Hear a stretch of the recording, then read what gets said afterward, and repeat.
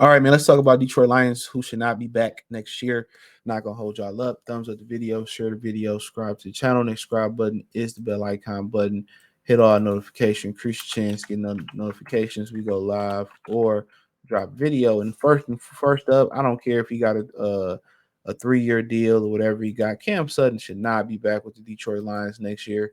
Left a lot to be desired coming from Pittsburgh. Pittsburgh ain't really for a long time. I ain't really really noticed them have any good corners. Maybe Ike Taylor.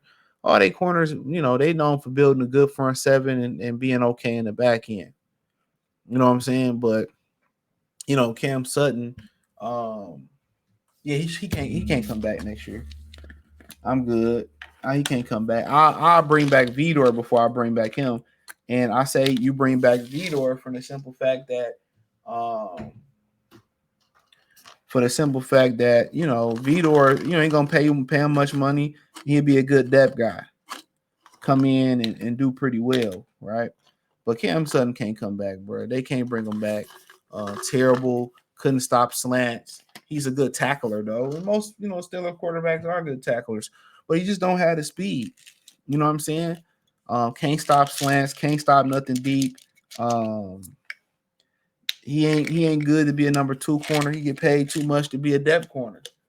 See, you get value in Vidor. You know what I'm saying? At least he been in some big games, and if somebody get injured, he can step in there and hold it down for a minute, kind of like how Mike Ford was for us for a bunch of years. But Cam Sutton, man, ain't no way he can come back, man. They got to find some way to find 2 starting corners. You know what I'm saying? They got to find a way to find 2 starting corners. Because right now, that's the Achilles heel you need. And I'm going to get to the pass rushers shortly. You got to find another pass. You got to find some pass rushers. You know what I'm saying? And you got to find some corners. You know what I'm saying? And you got to find some corners. So you got to find pass rushers, corners, a number of guys out here that needs to be found. So that's the thing about it. He was unathletic. He's a good tackler. Maybe a transition to safety for him is good for him, but yeah, you can't bring him back. You can't bring him back. But and that's just my opinion on it. But next, Josh Reynolds. I've seen enough. I just feel, and the drops really did spearhead this yesterday. The drops that he had yesterday, but at the end of the day, he leaves a lot to be valued to really be your number 2 corner. In my opinion, it's time to hand the keys over to Jameson Williams to be that number 2 receiver next to St. Brown. Josh Reynolds, you can go out there in the draft and find a taller receiver that can win those jump balls. He leave a lot to be desired. He really do.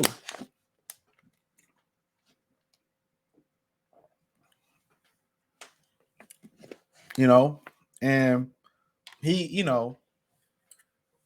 and production wise, he should be a lot more fruitful than what he is. Looking around, 40 catches, 608 yards, 5 TDs, and that's solid. But with with St. Brown and Laporta taking all the attention, he see a lot of one-on-ones. He see a tremendous amount of one-on-ones. He should be eating way more than he should be eating. There's too many games that go by that, that he ain't producing anything. There's too many games that go by that he ain't producing anything. It's too many of them. It's too many. So, yeah, it's time for them to hand them keys over to J-Mo, the number 2 receiver, and go find another taller receiver that can win those jump balls, somewhere in free agency or, in the draft, right? Another guy that his time is up, and after the injury, It's Romeo Okora. I've seen enough. I've seen enough, man. Ever since this new regime got here, then he hurt his Achilles instantly. But I've seen enough. I said it from the beginning of the season. They need to get rid of a lot of these old heads out here at the defensive end position. Charles Harris, Romeo Okora. They literally did nothing all season. And the time was now to kind of go up there and upgrade those positions. He was a good lion for a couple years, whatever, coming off that Achilles injury with a schematic shift.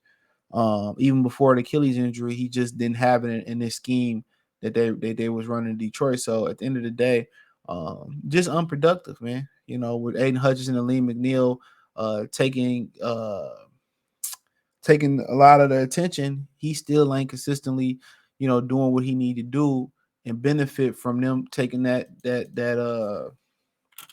attention. Another guy, he was inactive yesterday. He came in here and had a really good, flash season. But man, I didn't even know this guy was still playing for the Lions. Absolutely terrible. Absolutely terrible. And I said it from the beginning of the year that they need to get rid of a lot of these old pass rushers because they wasn't doing ish. And he another one.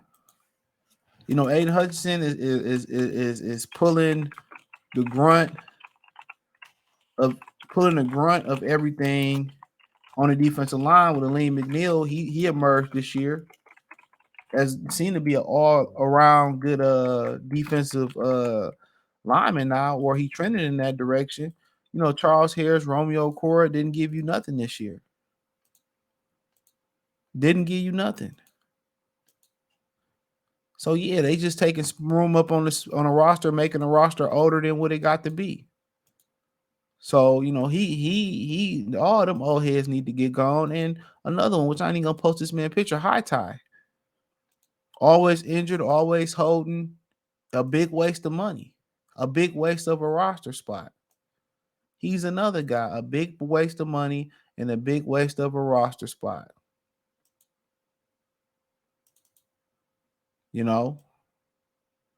Let's call it what it is. Big V is a big waste.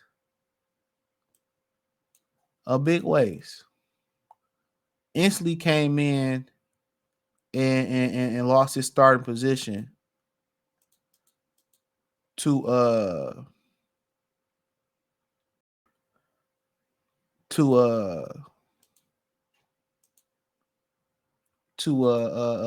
Graham Glasgow. And we didn't understand why they got rid of Glasgow for him anyway. I guess that was the old regime. I guess because the versatility on playing tackle and inside that High Tie had. The versatility and everything that he had, on the outside. Graham was only versatile on the inside, guard and center. So I kind of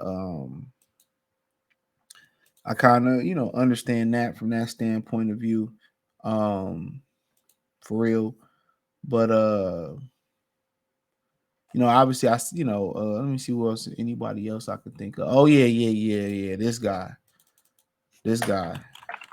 You might as well go ahead, get rid of Levi Onwuzurike as well too. Go ahead, ring the bell for Onwuzurike.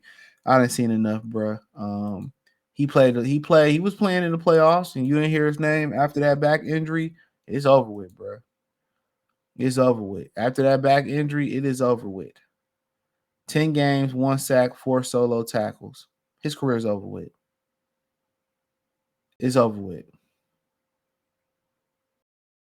It's over with. Onwuzurike is, time to go retire, go finish your degree or whatever it may be, and ring the bell on him. It's over with. So that's my list. Let me know what you girls and guys think. Thumbs up the video, share the video, subscribe to the channel. Let me know if I missed something in the comment section. But like I said, hit the link tree.